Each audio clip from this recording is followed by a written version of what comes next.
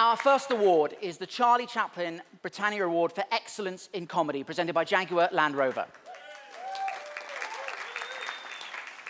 To present it, one of the stars of Stan and Ollie. He'll be appearing in a new HBO series about the Los Angeles Lakers, and I'm told that unlike last year's Lakers, it probably won't suck. Please welcome John C. Reilly.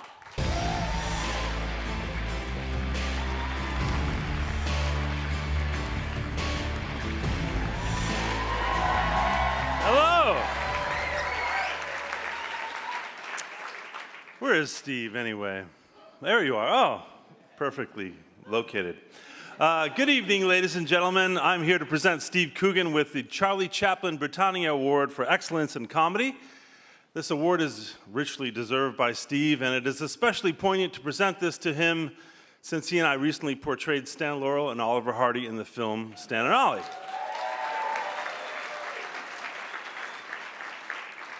Now, as some of you may know, Stan Laurel, who Steve beautifully brought to life on screen, was an early friend of Charlie Chaplin's.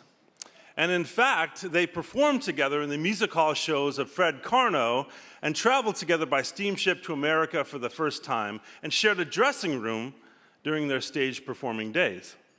So Stan and Charlie knew each other quite well. I recently came across a letter that Stan Laurel wrote to a friend where he expressed his thoughts on Charlie Chaplin. And the letter struck me as perfectly expressing my thoughts about my friend and coworker, Steve Coogan. Well, here are Stan's thoughts on Charlie Chaplin, which so remind me of Steve Coogan. October 14th, 1957. I have to agree with you about Chaplin being mean and cheap.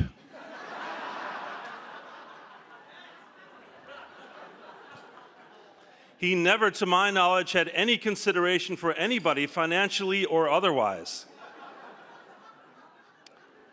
He never had any time for any of his close friends who worked with him in the early days. I was closely associated with Charlie for 2 or 3 years. I was his understudy and shared rooms with him on many occasions, so I am fully aware of his idiosyncrasies.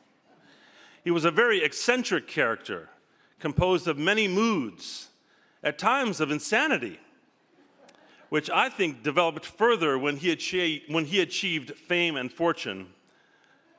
To my mind, he is still the greatest artist in his field. Yeah, that last part. Clapping for that last part, I take it. Now, Steve is not entirely similar to Chaplin in this description. He is not mean at all to his family and his current girlfriends.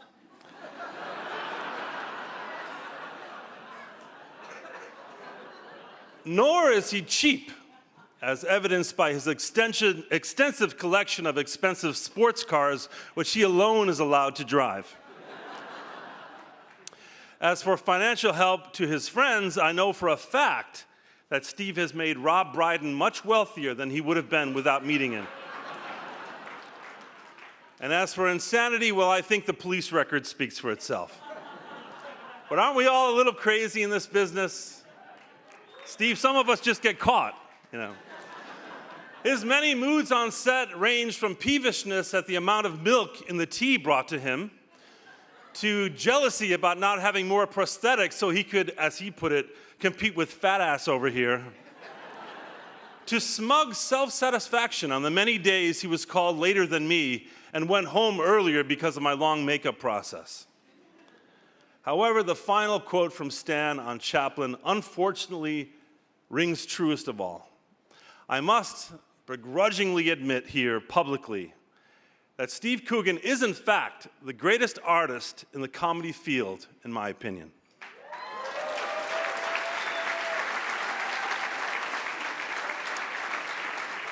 Now, that is an opinion I'm sure Steve will remind me of many, many, many times in the future if he ever returns my phone calls.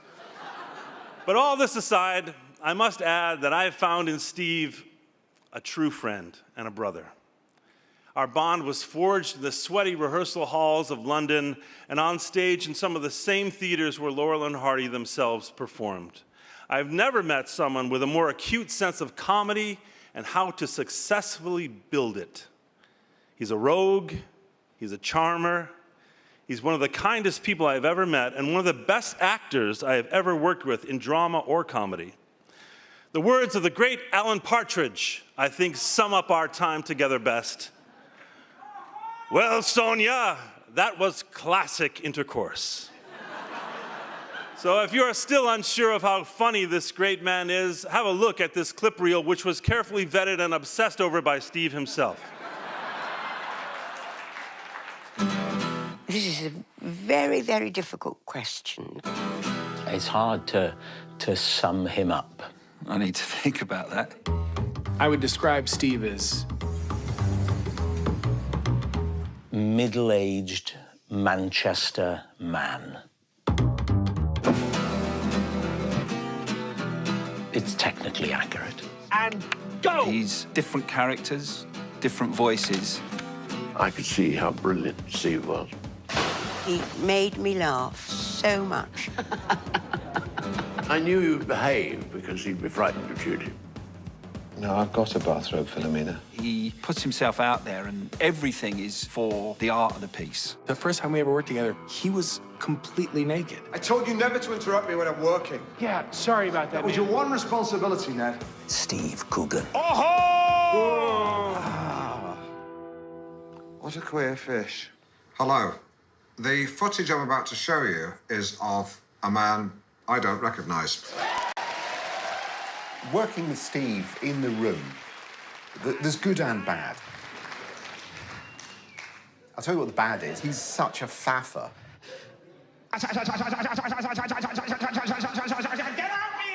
The great thing is, though, once he just opens his mouth and becomes the character that you're writing, it just flows and it comes out fully formed.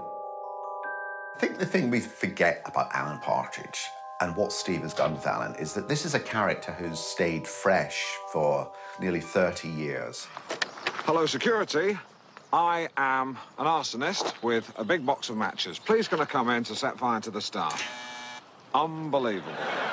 Alan Partridge, who, I mean, you utterly believe is a real person.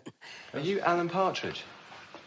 Yes. I watched the show and it was brilliant.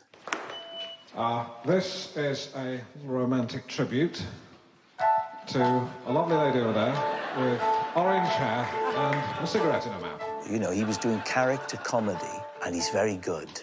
Why do birds fly? It's just too high. Every time. Steve knows what's funny in a scene, but he also knows how to create something funny that isn't there. Shall we have a look at the rest of the house? Yep.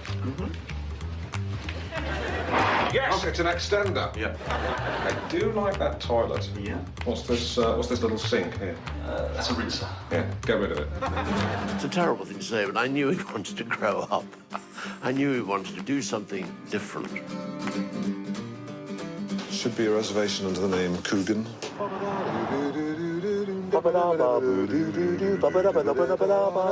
I think that he is drawn to minor keys, the moments that are not necessarily big laughs, but funny while telling something about this character and his own insecurity. And you don't do the broken voice, but it gets very emotional. Through his comedy, I think that informs the other side of him, which is the dramatist in him. The more serious the material is that you're doing, the more, in a way, you have to balance it with laughter. Would you like a tune, Martin? If I hum it, will you play it? No, would you like a tune? Yes. I always come away from time with him thinking that he's kind of one of the greats.